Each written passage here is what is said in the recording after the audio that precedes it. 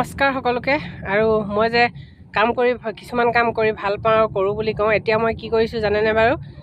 কালি লাহোৱাল গৈছিলোঁ, জেমছন তিনিআলি আমাৰ ভণ্টি ঘৰ আছে, ভাইটি ঘৰ আছে, তাতে থাকিলোঁ ৰাতিটো যেনে তেনে কৰি কেনে। এনেকৈ মই সিমান থকা নহয় বাৰু। আৰু তাৰ পৰা তামোল এখিনি আনিলোঁ, দেউতাই ভৰাই দিলে। তাৰপিছত আকৌ লেটেকু পুলি আনিলোঁ।